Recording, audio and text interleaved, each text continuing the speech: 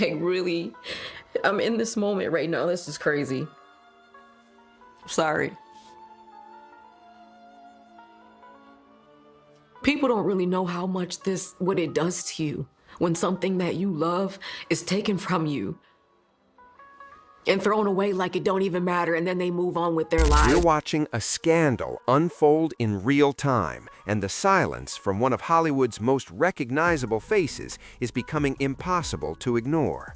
Back in March 2024, when federal agents raided the homes of Sean Diddy Combs, the entertainment world braced for fallout, but few expected the ripple effect to reach someone like Ellen DeGeneres, whose carefully crafted public image had already been shaken by workplace controversies. Now, as Diddy sits in a Brooklyn detention facility facing charges of racketeering, trafficking, and coercion, old clips of Ellen laughing with him on her show are resurfacing with a chilling new context. The question isn't just what she knew, it's why she isn't speaking now. Appeal by Ghislaine Maxwell to overturn her conviction. That means her only chance of getting out of prison is a pardon from you. Is that something you're... Who are we talking about? Ghislaine Maxwell. You know, I haven't heard the name in so long. I can say this, that I'd have to take a look at it. I have a lot of people have asked me for pardons. I call him Puff Daddy has asked me for a pardon. But she was convicted of child... The timing couldn't be more explosive. Just days after Diddy's arrest, Joe Rogan dropped a bombshell on his podcast. Ellen's name keeps coming up in conversations about Diddy's infamous gatherings, yet mainstream media isn't pressing her for answers.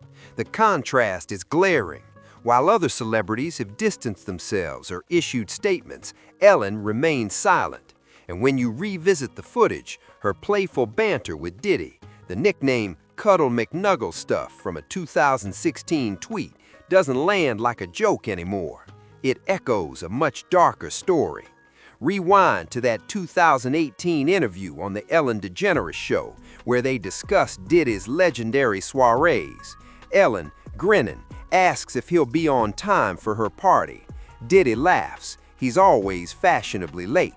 Then comes the line now dissected frame by frame. Ellen nods knowingly. "I know about them," she says. The audience laughs, but today that exchange doesn't feel like comedy. It feels like a cryptic admission, now that federal prosecutors have revealed what those after-parties allegedly entailed: private floors, locked doors, and activity. Wild King Nights.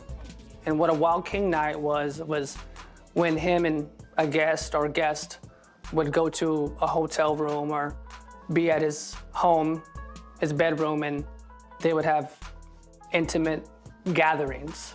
I would have to go and prep that hotel room, which consisted of baby oil, astroglide. The irony is brutal. Ellen built her empire on kindness, on being Hollywood's safe space. Yet now she's tied to a man whose name is synonymous with exploitation allegations. And it's not just one clip. There's the 2009 moment when Diddy defended hosting Chris Brown after his assault on Rihanna.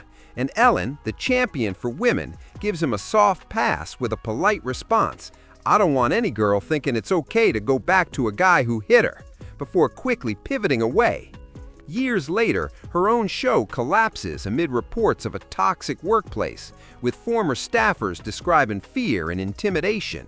The parallels are uncanny. A public persona of warmth, private allegations of control, and a consistent pattern of looking the other way when... For a while, a lot of people are buzzing that Diddy's former BFFs are real quiet. And they have been. And people were wondering why and who's the next to fall. And then Jay-Z comes out, and then LeBron James says, "I'm stepping away for excused personal reasons." And people are going, oh, what is going on? While Ellen stays silent, others who once orbited Diddy's world are being forced to speak, or have already done so. Take Usher, who lived with Diddy as a teen and later called the experience pretty wild, a phrase that hits differently now, given federal claims about underage attendees at Diddy's events. Justin Bieber even unfollowed Usher on social media after the raids, sparking questions about his own time with Diddy as a minor. Ashton Kutcher, who once called Diddy's parties weird, now finds his name dragged back into the conversation.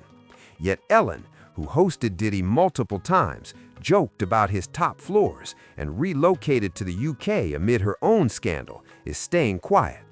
That silence is exactly The filth that's starting to come out in the early days of the Diddy trial. This, of course, is P. Diddy. Surprise, surprise, he's a creep. Surprise, surprise, he's done.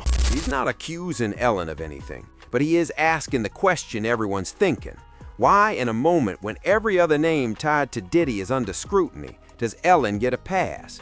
Is it because she's a woman? Because her scandal was workplace related, not criminal? Or is it because the answers could expose more than just her? The clips tell a different story. The 2002 Conan appearance, where Diddy jokes about locking the doors so guests can't leave. The 2016 tweet that now reads like a sinister inside joke.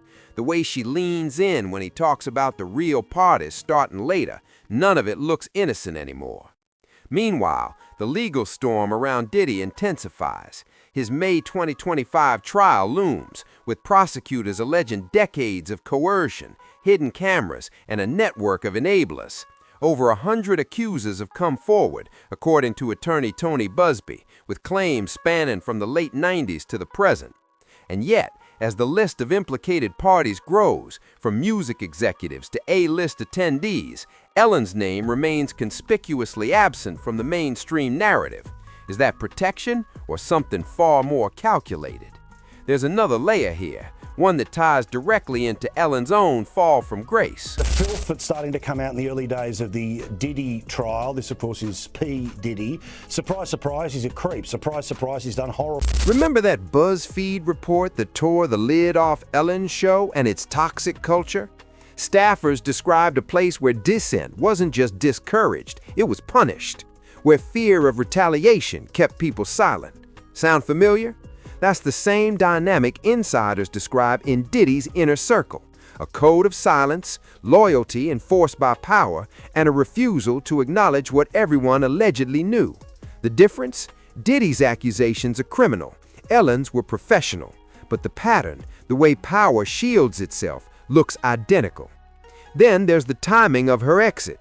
Ellen and Portia de Rossi left for the UK in 2022, framing it as a lifestyle change. Yet the move came right as her show's reputation was in freefall, just as the industry was starting to ask harder questions about who enabled what behind the scenes.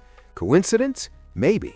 But in the court of public opinion, timing is everything, especially when you've spent years laughing with a man now accused of running a trafficking operation, and your response to his arrest is silence. Now, let's talk about the parties. Well, the things that I experienced with him were monster-like. That stuff almost destroyed my life. Because this isn't just about Ellen and Diddy, it's about an entire ecosystem. The white parties in the Hamptons, the Beverly Hills mansions with torches burning 24/7. The guest lists read like a who's who of Hollywood. Leonardo DiCaprio, Jay-Z, Kim Kardashian, Justin Bieber. Everyone's been asked about their ties to Diddy. Some distanced themselves, others stayed quiet. But Ellen, she's the only one who turned these parties into recurring bits on her show, who treated the rumors like punchlines, who, in hindsight, might have been closer to the truth than she let on. Consider this. In 2019, Khloe Kardashian casually mentioned on Keeping Up with the Kardashians that she attended one of Diddy's gatherings, and half the people were naked.